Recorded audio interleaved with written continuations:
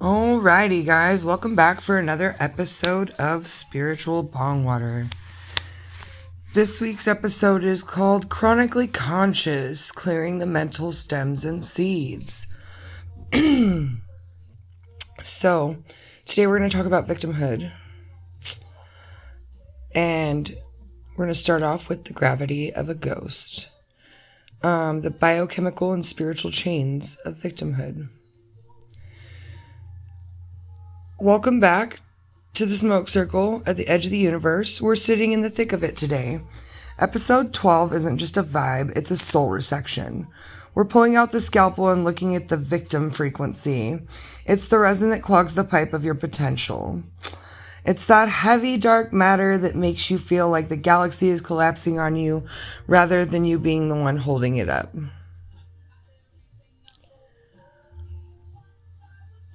All right, guys, let's get nerdy. Your brain is a supercomputer that runs on electricity and salt. Every time you say, "Why me?"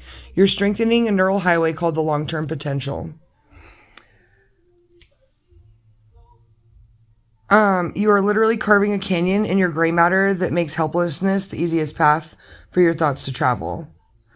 It's like your amygdala is getting hijacked. When you live as a victim, your amygdala, the almond-sized alarm in your brain, is stuck in the on position. It's like having a smoke detector that goes off every time you light a candle. You can't see the stars if you're constantly looking for a fire exit. Cortisol is a stress hormone.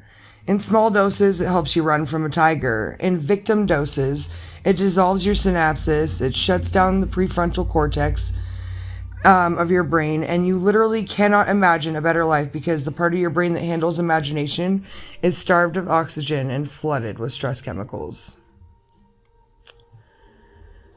Physics doesn't care if you're a good person. Physics cares about your frequency.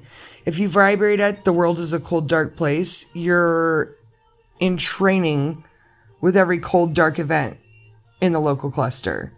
You're like a radio tuned to 101.5 Stat FM, wondering why you aren't hearing the cosmic symphony.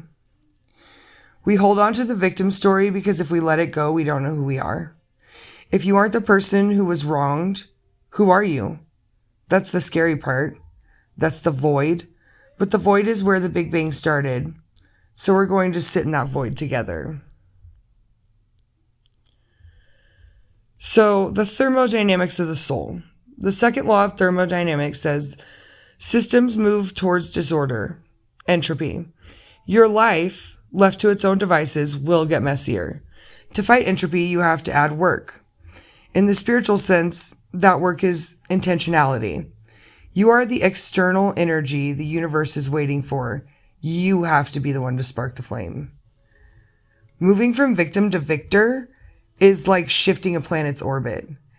It takes massive bursts of energy at the start, but once you're in the new orbit, the gravity does all the work for you. In quantum mechanics, a particle doesn't choose a position until it's observed. You look at it, just a wave of probability. Your life is a wave of probability.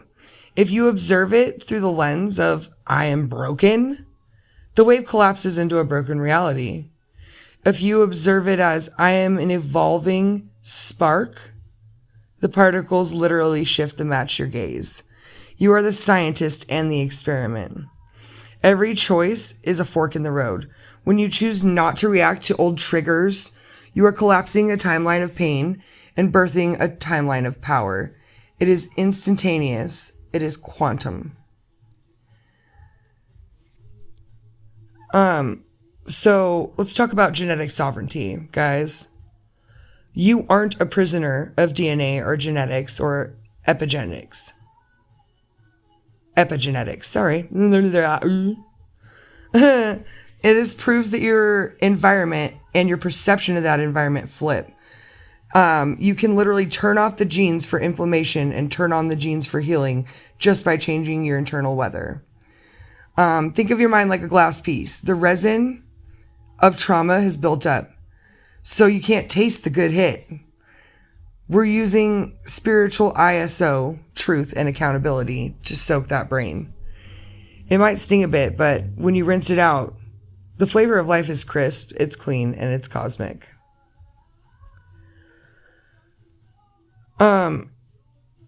In alchemy, we don't throw away the lead, we change its structure.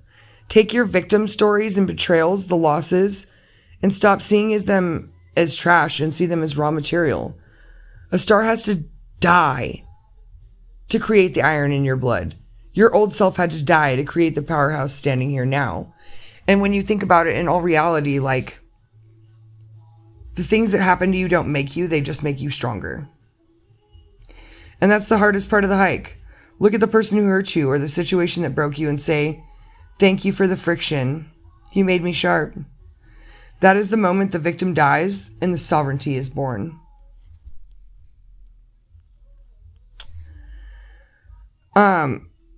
Pity is fast food, like a fast food dopamine hit. It's easy, but it leaves you really malnourished. We're going for the slow burn dopamine of discipline.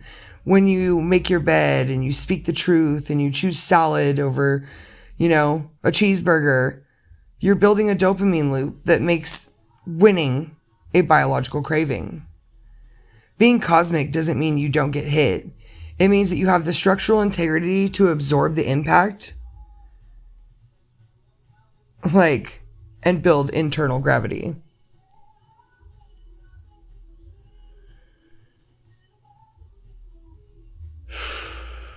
Guys, being a victim only hurts you. And being a victim in your mind sets you up to be the victim over and over. We have to change our patterns, our behavior. We have to grow outside of what we know. Because the universe is infinite and we are so tiny in the perspective of everything. But we can change so much by changing our perspective. We can literally go from this happened to me and I'm just broken because of it to, all right, this happened. It sucks. It helped me learn. It helped me grow. It helped me set boundaries. It helped me know what I want and what I don't. We are, as humans, just infinitely always set back by things that should not set us back in that way. We should literally be learning and growing from these things, building and flourishing, not sitting here wondering why this happened and what comes next. What do I have to deal with next? Whatever comes next, you're ready. The tools you need are inside of you. They were given to you from the moment you were born, and you choose to ignore them. You choose to ignore the healing and the paths that are set before you because it's easier. But my dad told me something really wonderful. Nothing worth having is easy, and nothing that's easy is really worth having. Keep your head in the nebula, your heart in the healing, and your feet on the terra. We're moving forward, not because the world got easier, but because we got heavier. Take a deep breath, pull in that cosmic energy, hold it in your lungs, feel it oxygenating your blood, carrying the message of independence and sovereignty to every cell in your body. We are the architects of our lives. We decide. Fate does not. You are here to live your best life for you, not for anyone else. And you are here to heal for yourself, because broken people are not what the world is looking for. It will tear them apart.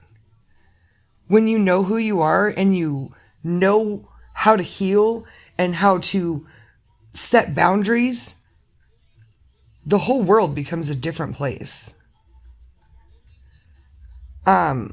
I just really hope for each and every listener that you take what I say to heart and you realize, like, taking back control of your life and taking back your vibration and your energy and your intention is the best thing you can do in this world for yourself. All right, guys. Well, on the next episode, I'm hoping to have a guest, so we'll see what happens. And I hope everyone has a beautiful, blessed day, that your bowls are green, that your spirit stays humble and high, and, peace, love, and stardust, y'all. Bong water out.